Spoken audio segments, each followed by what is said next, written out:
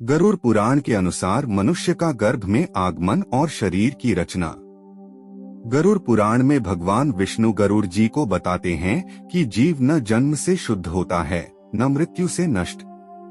जीव अनादि है, अविनाशी है, परंतु अपने कर्मों के बंधन में बंधा हुआ बार बार जन्म और मृत्यु को प्राप्त होता है। मृत्यु के बाद जीव की दशा। जब मनुष्य की मृत्यु होती है तब स्थूल शरीर पंचतत्वों में विलीन हो जाता है, पर सूक्ष्म शरीर मन, बुद्धि, अहंकार, वासनाएं जीव के साथ रहता है। यमदूत जीव को यमलोक ले जाते हैं। वहां चित्रगुप्त उसके समस्त कर्मों का लेखा पढ़ते हैं। पुण्य अधिक हो स्वर्ग, पाप अधिक हो नरक। मिश्रित कर्म पुनर्जन्म, कर्मफल भोग के बाद पुनर्जन्म। गरुड़ पुराण कहता है, न स्वर्गे सुखमत्यंतन, न नरके दुहखम व्ययम। अर्थात स्वर्ग और नरक दोनों अस्थायी हैं। कर्म भोग के बाद जीव को फिर माता के गर्भ में प्रवेश करना ही पड़ता है। तो सुनिए भक्तों, गर्भ में प्रवेश कैसे होता है?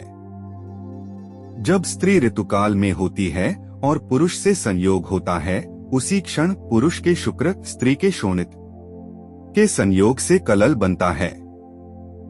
उसी क्षण अपने कर्मों के अनुसार योग्य जीव को दैवी व्यवस्था द्वारा उस गर्भ में प्रविष्ट कराया जाता है।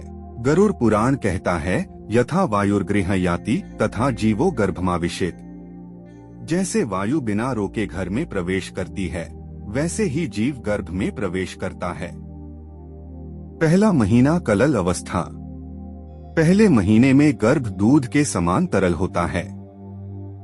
न नाक, न आंख, न हाथ पैर, कुछ भी नहीं। जीव चेतन होता है, परंतु अत्यंत पीड़ा में रहता है।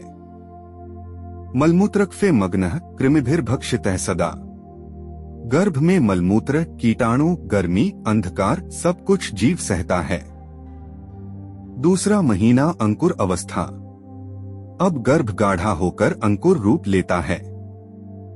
सिर बनने लगता है। मेरुदंड की रेखा, हड्डियों का बीज। जीव पूरी तरह संकोचित अवस्था में होता है।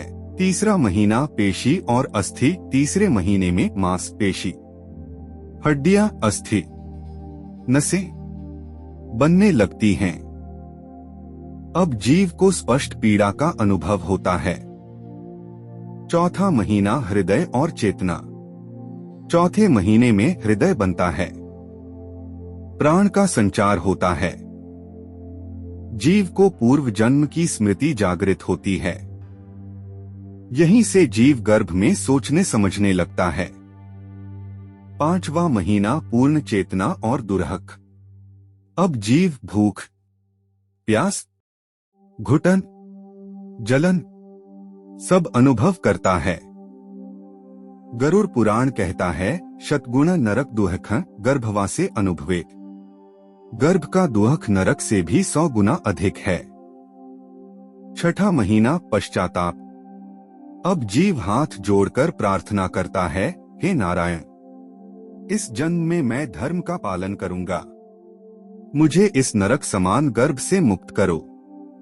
जीव संकल्प करता है, पाप नहीं करेगा, माता पिता की सेवा करेगा, भगवान का स्मरण करेगा। सातवां महीना उल्टा लटकना। अब जीव सिर नीचे, पैर ऊपर, उल्टा लटका रहता है। माता के खाने पीने का सीधा असर जीव पर पड़ता है। आठवां महीना अत्यधिक पीड़ा। इस समय गर्भ संकुचित, प्राण दबे हुए, सांस घुटती है। जीव बार बार मूर्छित होता है। नौवां महीना जन्म की तैयारी। जीव जन्म के द्वार पर है, पर यही माया का सबसे बड़ा प्रहार होता है।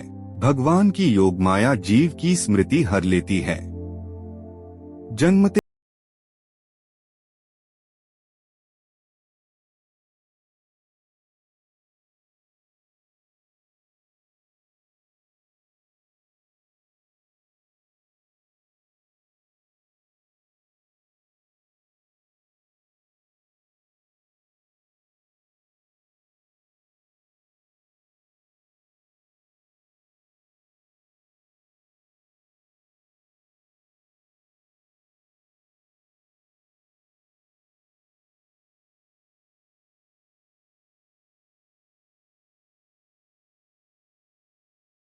अवनी। जो मनुष्य गर्भ का दुहक भूलकर पाप करता है वह मूढ़ है। यह ज्ञान इसलिए है ताकि मनुष्य धर्म अपनाए, हिंसा, अहंकार, लोभ छोड़े, भगवान का स्मरण करे। गरुड़ पुराण स्पष्ट कहता है, न गर्भो दुहकमत्यंतं न मोक्षात् सुखमुत्तमम्। गर्भ से बड़ा दुहक नहीं, मोक्ष से बड़ा सुख नहीं।